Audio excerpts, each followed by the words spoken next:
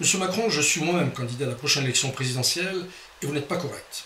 Vous n'êtes pas correct parce que vous proposez à vos électeurs une espèce d'arbre de Noël de propositions, écoutez plutôt. Je veux qu'on gagne mieux avec son travail. Pour quelqu'un qui travaille et qui est payé au SMIC, 100 € par mois de plus de pouvoir d'achat. Réussir à avoir une couverture à 100% de vos dépenses en matière de lunettes, de dents et d'appareils auditifs. C'est sympathique.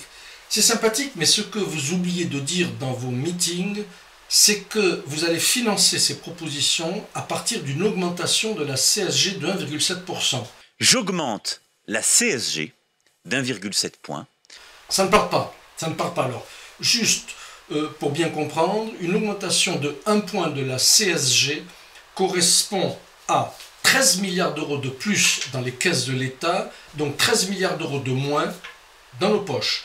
Une augmentation de 1,7% de la CSG telle que vous la proposez correspond à 22 milliards d'euros par an de moins dans nos poches, soit 110 milliards d'euros.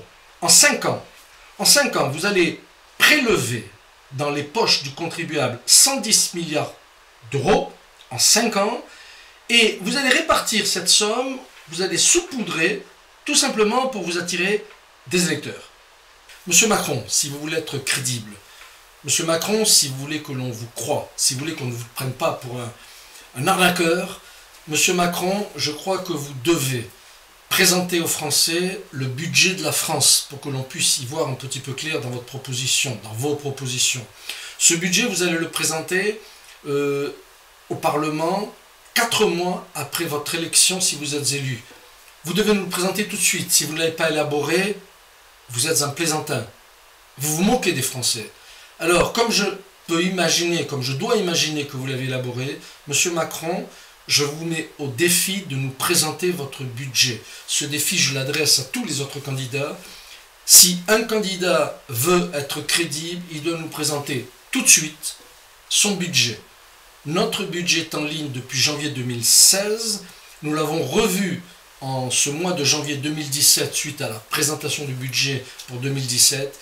Il est en ligne et à ce jour, nous sommes les seuls à avoir mis en ligne un budget pour 2018. Un budget qui ramène aux finances publiques à l'équilibre en 3 ans. Un budget qui ne touche et qui ne pénalise aucun de nos compatriotes.